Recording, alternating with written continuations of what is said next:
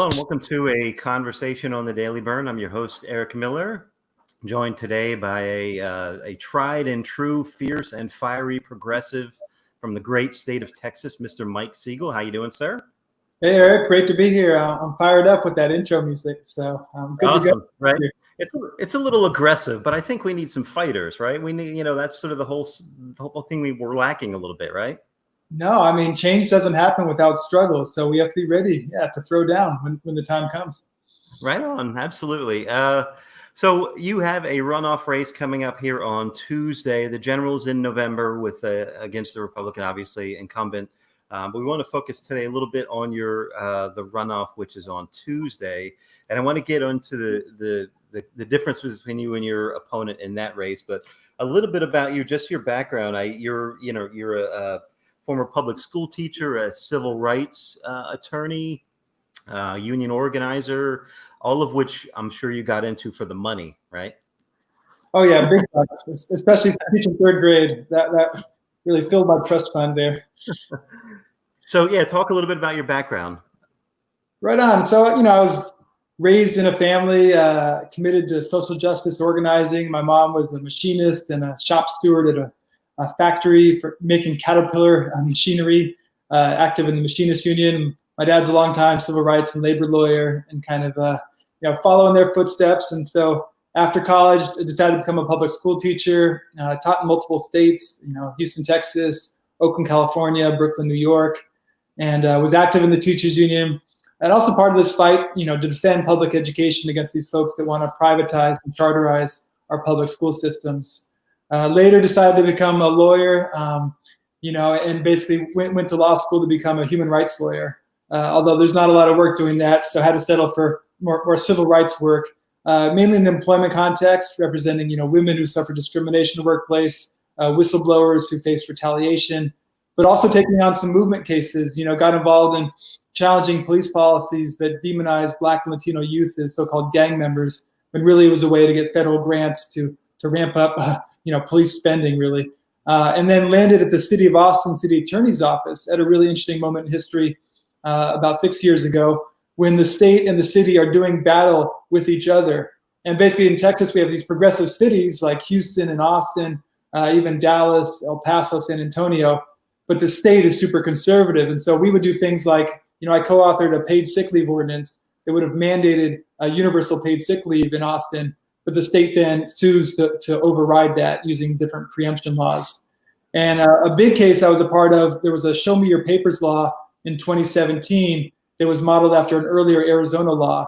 And I was the lead lawyer for the city. Ultimately became a statewide battle where the biggest cities in Texas joined together to sue the state to stop this law.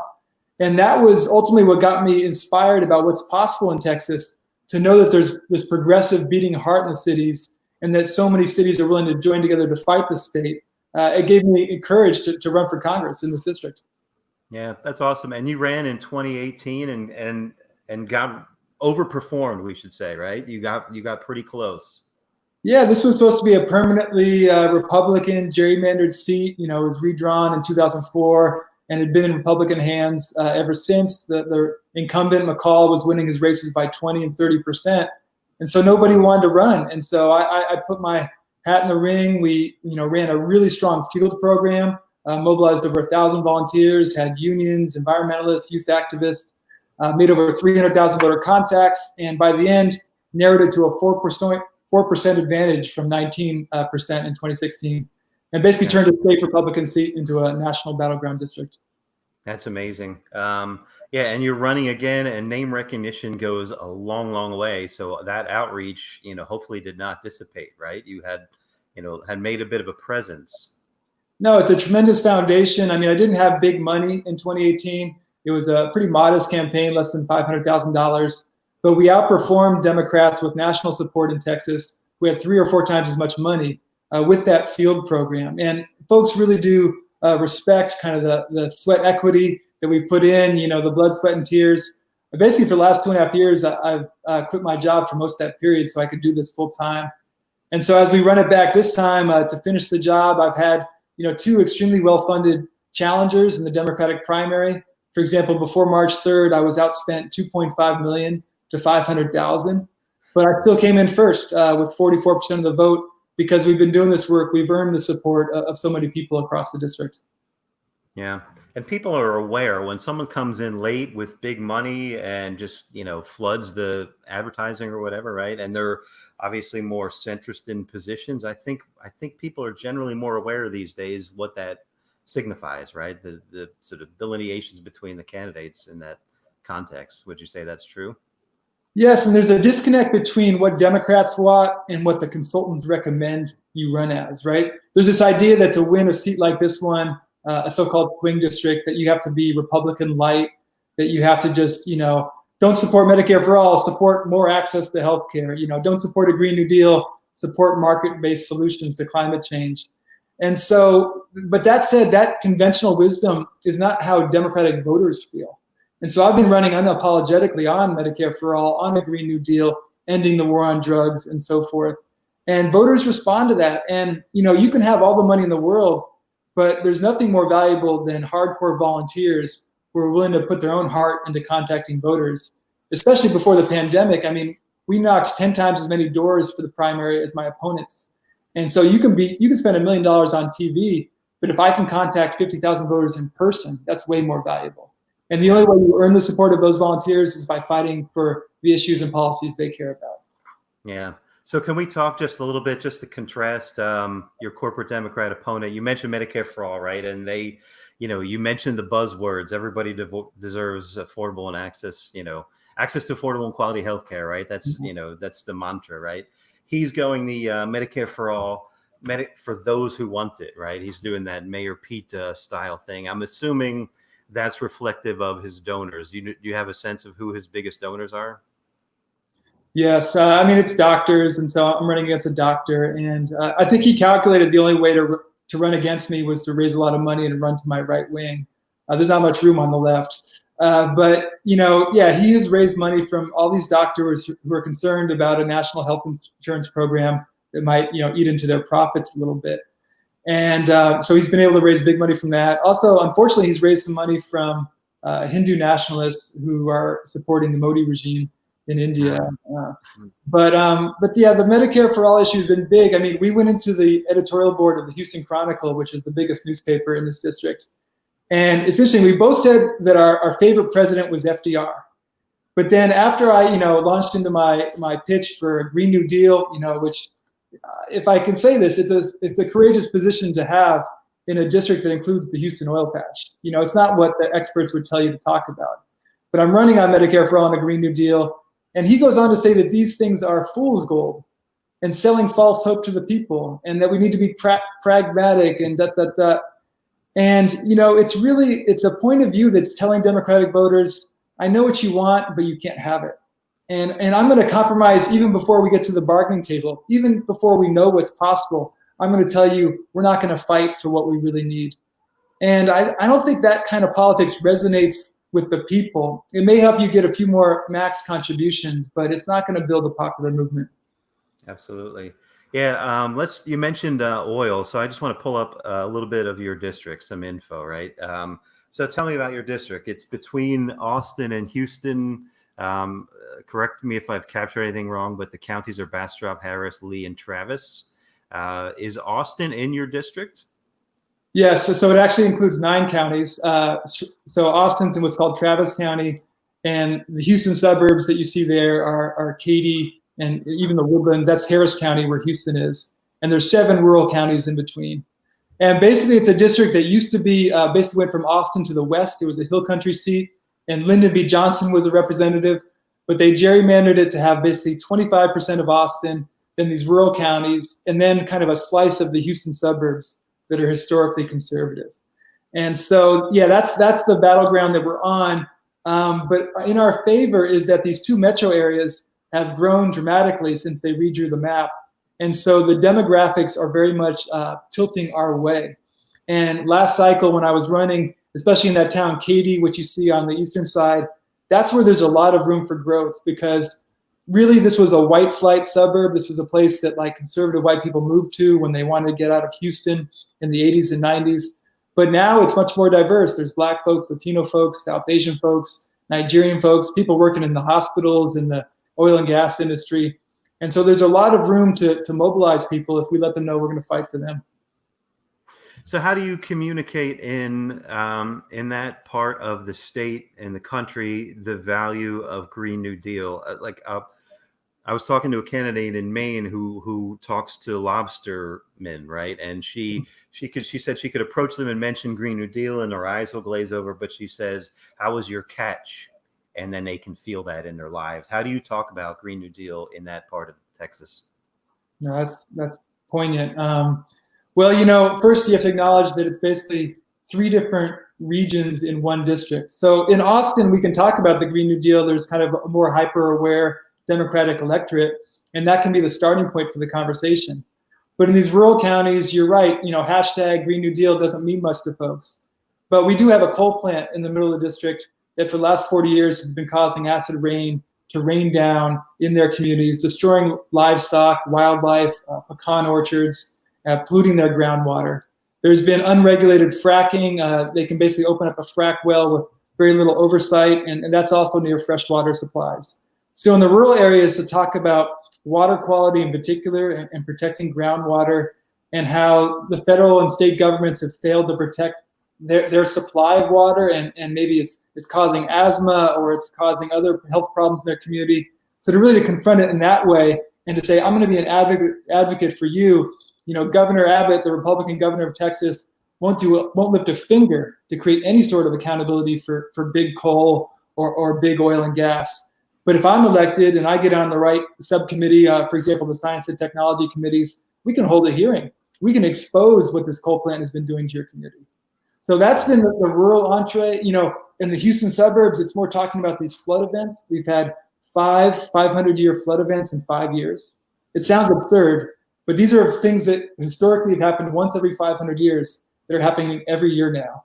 And so the massive flooding, especially Hurricane Harvey, people know we need to do something. They're concerned about the transition for those oil and gas workers, and that's where we have to talk about the just transition and the Green New Deal and what that means. But folks do know we have to take action because they've been flooded out multiple times, and they want to be protected.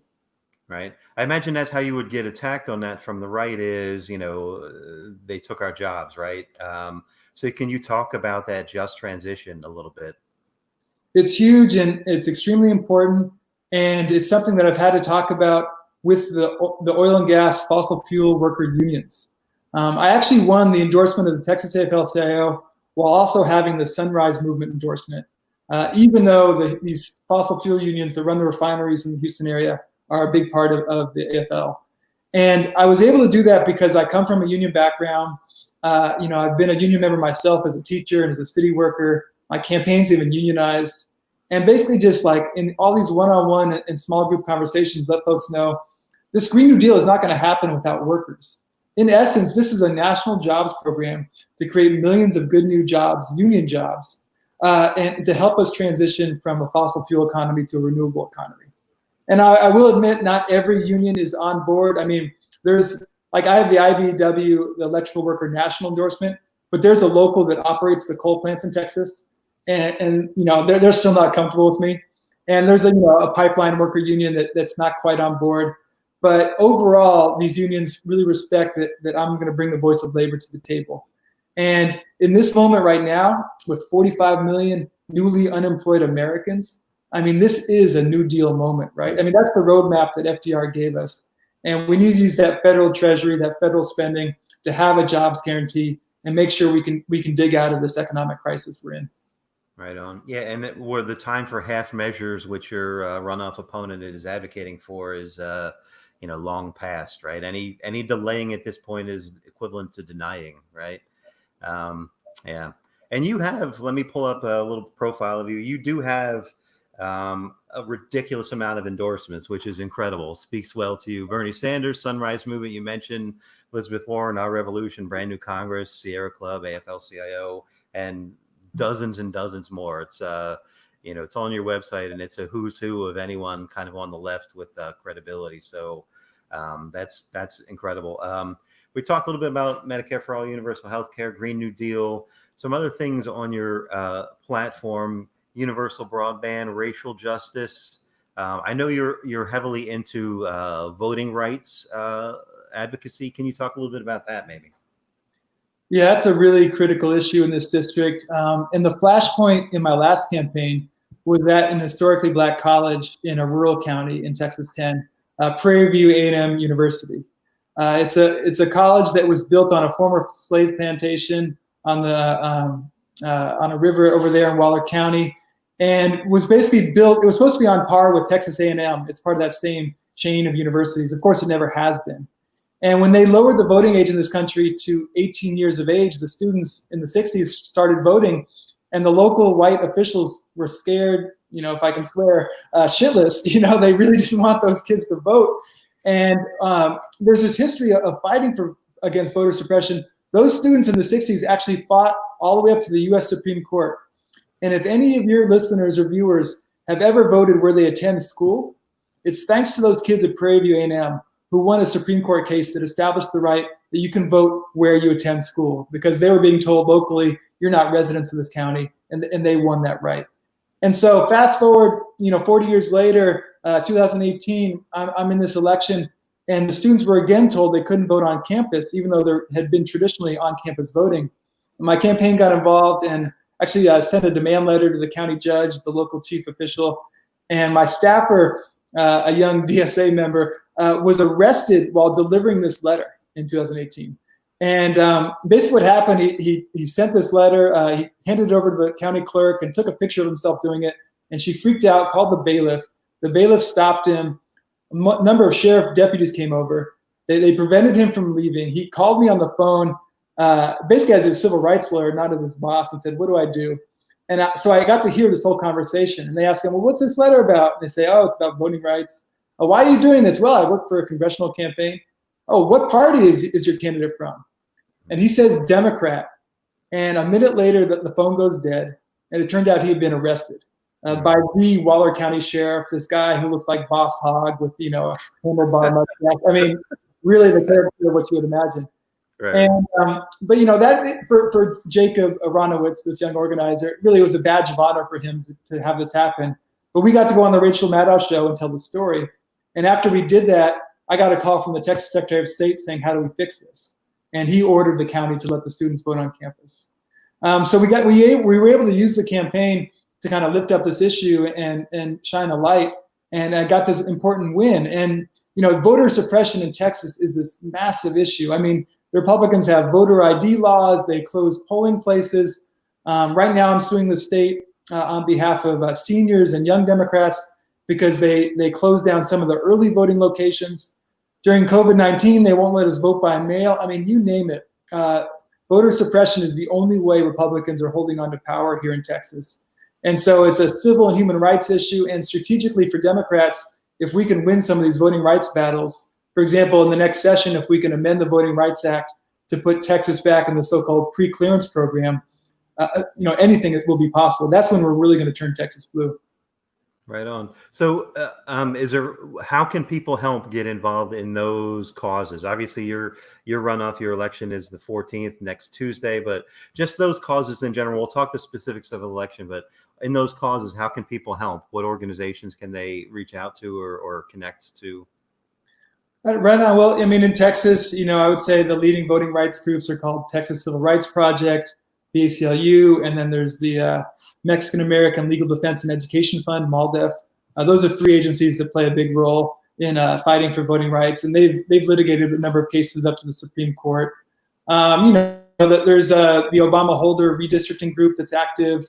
There's all these overlapping efforts. I mean, one of the key things that we want to have happen this cycle is that we win enough seats as Democrats to take the state house. And then we'll be able to influence the next redistricting process because obviously that's the foundation of a lot of what's possible. Voting rights, sometimes it's not as sexy an issue, but obviously, the right to vote is the most fundamental right in a democracy. So yeah, absolutely. And can you talk a little bit about immigration rights in your district as well? What your positions on those? Sure. I think I mentioned briefly, this lawsuit against the Texas governor on behalf of the undocumented community. I'm running against a guy, McCall, who was the chairman of Homeland Security during the first 2 years of the Trump administration, who co-authored the Muslim ban, who allowed the family separation policy to occur.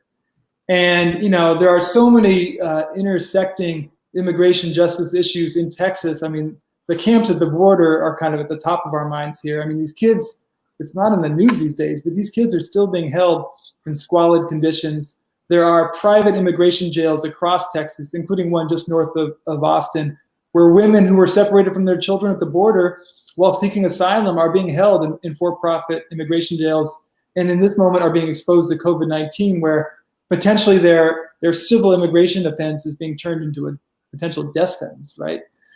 And so this is a huge issue. Unfortunately, we're going to have to really beat Trump and maybe even beat McConnell to get some real action on immigration justice. But I support, a path to citizenship for all the people who are here in this country. Of course, I support the Dreamers and the TPS program. But, we do need comprehensive immigration reform. There are all these flaws in the system that was designed decades ago with, outdated quotas. And I mean, even this is the latest news, like attacking students who study here from abroad and telling them they can't stay here unless they're attending school in person. I mean, it's really one of these cases where the cruelty is the point. I mean, Trump and Stephen Miller are just kissing up to these white supremacist, racist folks who want to blame Mexicans and immigrants for the problems that were actually caused by the capitalist class. So we have a lot of work to do to build a movement for immigration. Yeah, no doubt. Before we talk about the logistics of your election, is there any other policy that you want to kind of highlight that we didn't touch on that you think is critical people learn about? Well, I mean, the issues here are the issues everywhere. A big one for rural voters is universal internet. I mean, we have to keep talking about that. 100 years ago, we brought electricity to rural America, including Texas. The first time a lot of rural counties had light, at night. And this is a similar moment where internet access is now access to public education. Hopefully it'll be access to voting when we get online registration. But this is really a social justice issue to have high-speed internet. And so we need to fight for universal broadband. And at the same time, the protecting the Postal Service is a part of this as well. It's giving people access to the economy. And the Postal Service could be a vehicle to extend internet to every rural community. And so I think some of these rural issues, if as Democrats in this next administration, if we can get some wins, maybe they aren't as sexy as some of the other issues, but I think that will really build a foundation for long-term support for a progressive Democratic Party. Beautiful. Yeah, I agree. So again, the election is on the 14th. You said they're pushing against mail-in ballots. What's the logistics? How can people vote? Are polls going to be open? What's the deadlines? How do people vote?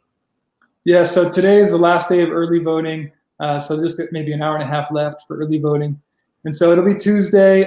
It seems like we've been tracking the numbers. A lot more people have voted by mail. I mean, just the older folks who previously would have liked to go down to their local polling place have chosen to vote by mail. Because in Texas, if you're disabled or if you're a senior, you can send in a mail-in ballot. And then we just had 10 days of early voting, and those numbers are up compared to a typical runoff. But people are going to have to go vote in person, so they got to bring a mask, hand sanitizer, keep their distance, be prepared to take things slow to make sure it's safe. So really, our job now with this massive field program, we've made 150,000 phone calls since March 3 alone. We have another 10,000, promised votes that we need to get out and vote. So that's our number one priority. Right on. Do you have, if someone needs a ride, that kind of thing, do you have programs like that people can reach out to your campaign? Can you assist in people voting? I don't think I would even want our volunteers to be offering rides. I mean, just in COVID-19, right? I mean, but it's county specific. We do help connect people to resources. It's basically, 9 different county Democratic chairs who are coordinating those efforts. But really what we're doing is we're calling folks if they have questions, we help them out, if they're confused about their mail-in ballot, things like that. But mainly we're just encouraging everyone to get out and vote if you can. Yeah, COVID is a giant bowling ball in the birdbath of these elections, right? It's been crazy. So July 14th, I thank you for taking the time to, first off, thank you for running. Thank you for your career in public service. Thank you for running from that perspective last time and again this time. Let's get you over the finish line, and then hopefully you'll come back in the general and we can talk about how terrible the Republican incumbent is for a half an hour. That'll be a lot easier. This is a seat we can win. This is a national battleground district. And, if I can win this seat in the heart of Texas, running on a Green New Deal, I mean, I think that'll give some real energy to the movement. So there's a ton of possibility, and appreciate you sharing this platform, Eric. It was great to meet you. And great to Absolutely. Thank you, Mike. Good luck. Talk Thank to you in the man. general. Right on. Take care. Peace.